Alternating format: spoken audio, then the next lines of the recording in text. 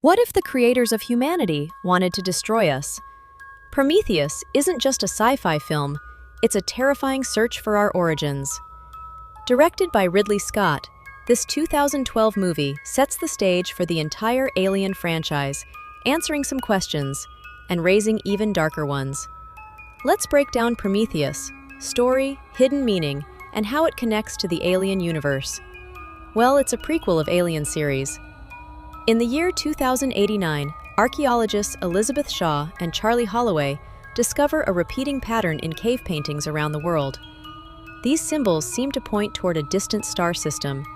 They believe these are messages from an alien race, our creators, known as the Engineers. Cut to 2093, the spaceship Prometheus travels to the moon LV-223, carrying a team of scientists, a mysterious android named David, and the cold corporate representative Meredith Vickers. The mission is funded by the dying billionaire Peter Weyland, who secretly joins the trip, searching for immortality. On LV-223, the team finds an alien structure. Inside, they discover the dead body of an engineer, a room full of strange urns filled with black liquid, a hologram of engineers running in fear, a massive alien head sculpture. David secretly takes one of the urns and begins experimenting.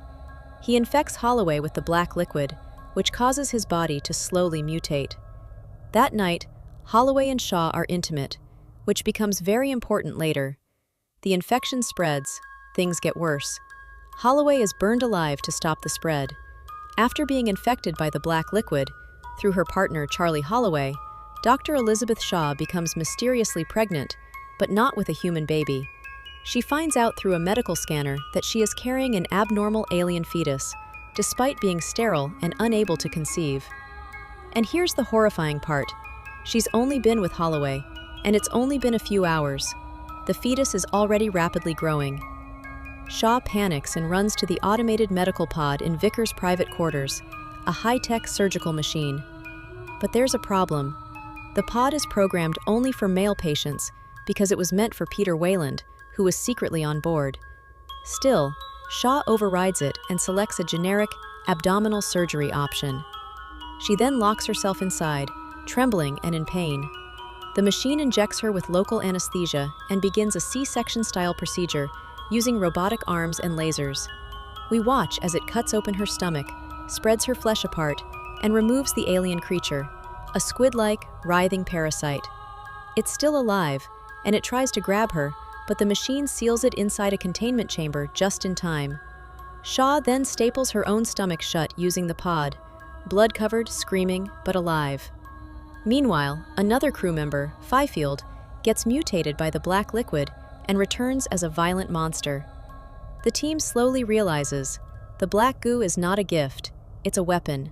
A biological weapon meant to destroy. Peter Weyland, the billionaire behind the Prometheus mission, had a secret motive all along. He funded this entire journey not just to discover humanity's creators, but because he wanted to meet them face to face. Why? Because Peter Weyland is dying. He's old, sick, and terrified of death. He believes that if the engineers created humans, they might also have the power to extend his life, or even make him immortal. He brings David, his personal android, to act as his translator, to speak to the engineer in their language and ask for more life. So when they finally awaken the last surviving engineer, David speaks to him. But instead of helping, the engineer explodes in rage. He rips David's head off, kills Weyland, and begins his plan to launch a ship and destroy Earth using the black goo. After the violent awakening of the last engineer, the Prometheus crew is left shattered. Peter Weyland is dead, his dream of immortality crushed.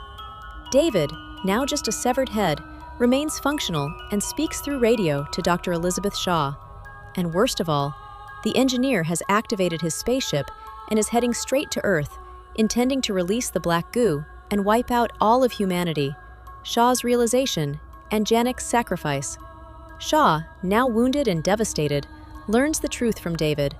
This moon isn't the engineer's homeworld. It's a military outpost, and the ship is carrying thousands of urns filled with the black mutagen. She realizes, if that ship reaches Earth, Humanity is finished. She warns the Prometheus's captain, Janek. Without hesitation, Janek makes a heroic decision. He and 2 of his crew members will crash the Prometheus directly into the engineer's ship to stop it. As the engineer's massive horseshoe-shaped ship lifts off, Prometheus rams into it mid-air in a fiery explosion, destroying both. Janek and his crew die, saving the Earth. It's not over. The engineer survives the crash and is furious. He finds Dr. Shaw in the wreckage and chases her into the alien structure. Wounded, alone, and with no weapons, Shaw has only one option. She runs toward the medical pod where she earlier performed surgery on herself. Inside that room is the creature she had removed, a mutated alien fetus she was impregnated with after being infected by Holloway, who was exposed to the black liquid. But now, that creature has grown huge, looking like a facehugger on steroids, with tentacles, massive jaws, and aggressive behavior. The engineer approaches, Shaw opens the medical chamber, and the giant creature attacks. It wraps its tentacles around the engineer's head, pins him down, and forces something down his throat. It's brutal. The engineer, a godlike being, is overpowered by one of his own creations, indirectly caused by the very bioweapon they made. The creature, now victorious, lies still, waiting. In the final moments of the film, we return to the engineer's lifeless body. Suddenly, his chest bursts open. A new creature crawls out. It's not quite the classic Xenomorph from Alien, but it's close. Elongated head, sharp teeth, and black, slimy skin. This is the Deacon, a proto-Xenomorph, the ancestor of the terrifying alien we'll see in future movies. It screams into the air, marking the first birth of the species. Shaw, traumatized but alive, retrieves David's severed head. He helps her activate another engineer ship still parked underground. But instead of returning to Earth, Shaw decides to go deeper into space, to the homeworld of the engineers. She wants answers, why they created us, and why they wanted to destroy us. Armed with nothing but faith and determination, Shaw's journey continues, setting the stage for the sequel Alien Covenant.